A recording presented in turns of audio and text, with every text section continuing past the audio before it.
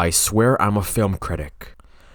Hello, movie people. Welcome to a new episode of the CineGuy. I'm your host, Steven Angulo. Let's talk film. Hey, listeners, come play with me. We'll have a wonderful time. Well, technically, you have no choice because today we'll be reviewing Doctor Sleep. Yes.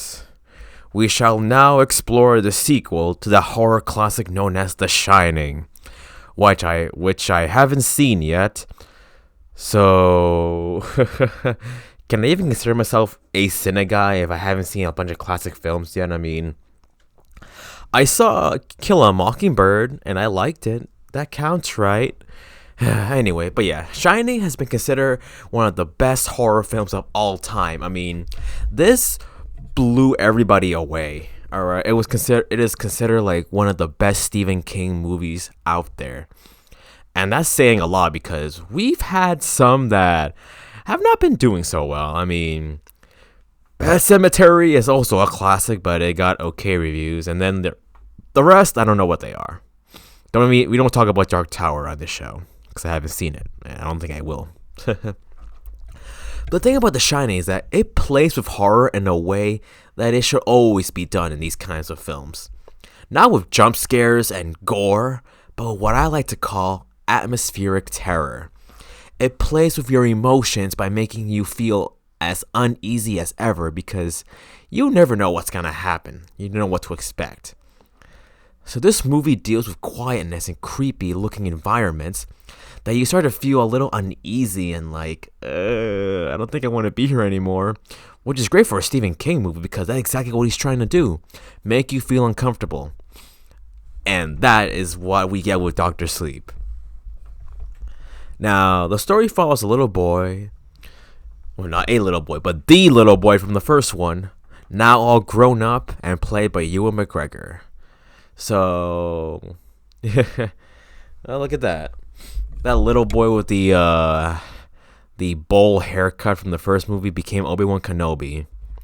What a lucky man. Well, this guy ain't no Obi-Wan. No. Poor little Danny Torrance is trying really hard to forget about his psychic powers, which is called The Shining, as he overcomes alcoholism and locking out those terrorists in boxes from the first one. Yep, I mean, I guess you can say he became Elsa. I mean, he's trying to conceal his powers and, well, I guess he's not singing Let It Go. He's more singing like, hold it in, can't let it go anymore. Oh my gosh.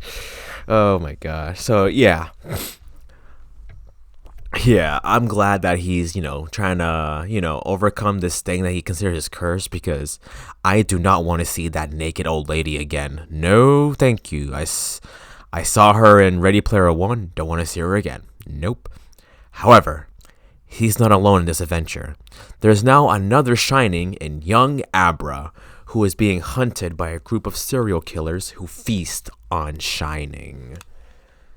Well, looks like there's a threat who isn't a crazy axe-wielding Jack Nicholson. Alright, guys, so yeah, like we said, Danny ain't alone. Abra, played by Kaylee Curran, also has Shining powers, but hers seem a lot more powerful. She's able to play with your mind and take control, so obviously the villains want her. I mean, her power is beyond that of any Shining. Now, the one thing I like about this is the fact that she becomes Danny's protege. He's there to guide her and protect her power. So this becomes a new destiny for Danny. His whole life has been running away from this gift and being anti-Elsa pretty much. And now he has the opportunity to use it to help someone who is just like him and who needs him more. So in a way, Danny becomes her Richard. Now, for those of you who have seen the first one, I know because I do research. Richard Halloran was that guy from the first movie who also had The Shining. His ghost is what guides Danny in overcoming the terrors of his gift. He even mentioned that one day Danny would be guiding someone else. That, of course, would be Abra. So they become like a dynamic duo. They're fighting back on the villains, and it's just amazing. Like, I wouldn't mind seeing Danny and Abra as a tag team Shinings. Like they're all using their psychic powers to like fight crime and stuff. But that's not the case. All right, this ain't no comic book movie because according to Martin Scorsese, those don't do so well. It's not cinema. So instead, let's go for a little not terrifying drama that I guess maybe it's good on the Scorsese book. Same with Francis Ford Coppola. Like honestly, guys, I mean, it is cinema because it's on the screen. It's fun. So I don't know. They're from a different time. Okay, boomers. Oh my gosh. Anyway. So this movie's all about, I guess you can say, Danny finding a successor because, spoiler alert. Yeah, I was told to add spoilers to the title, which I did. That kind of hurt. That kind of hurt me because I was like, oh, that's my bad. I'm sorry about that, guys. Anyway, so yeah, Danny does go back to the hotel from the first one to set up a trap for the villainess. Yes, it's a villainess. We'll get to her in a minute. And after beating her and getting possessed like his father, because, the house, I guess, is pretty much kind of like the villain. It wants Danny shining, so it takes control of him. He finds peace, finally, when he burns the hotel to the ground. So this was not just a throwback to the old original, but also a goodbye. It was a decent conclusion to the series, and I'm glad Danny managed to find his true purpose in this curse, which became his gift. Like, it's not like the Halloween sequel that came out last year, because there's gonna be more. All right, Michael is still alive. There's gonna be more Halloween films. It's already announced and everything. This is more of like, you know what? No more sequels. We're done. Unless you want to do one with Abra, because I wouldn't mind her being like a grown-up, like, bounty hunter finding those who are hunting shinings. That would be an amazing movie. Hey, Stephen King, give me a call or send me an email. I don't like answering phone calls. All right, on to the villain. Now, Stephen King knows a thing or two about villains, and this one is one of the top ones. Rose the Hat, played by Rebecca Ferguson, is the most evil character I've ever seen on the screen. And then again, I also saw Kevin Spacey in Seven, so that's saying a lot.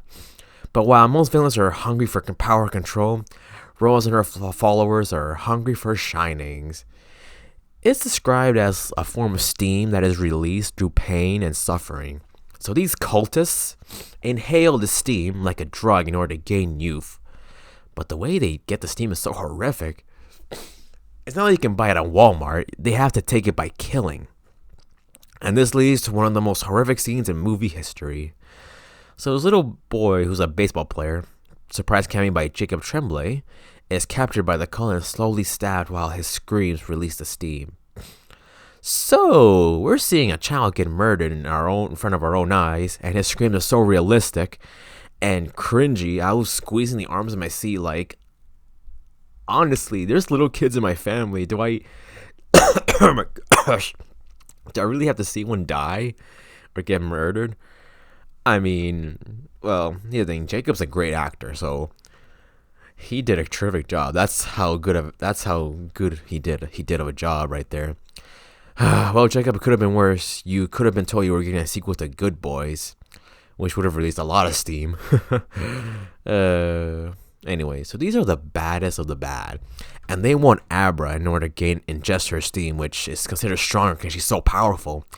I mean, she could control Rose when Rose attempted to control the girl. Like, it was like, you're not in my mind, I'm in yours. And oh my gosh, it is intense what happens right there.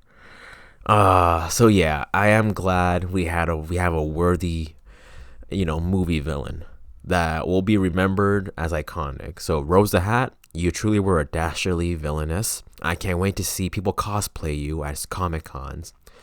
I mean, it's easy. Just get a fat top hat and start stalking children. There we go. You got this. I might do that next Comic Con, although I'll refrain from stalking the kids.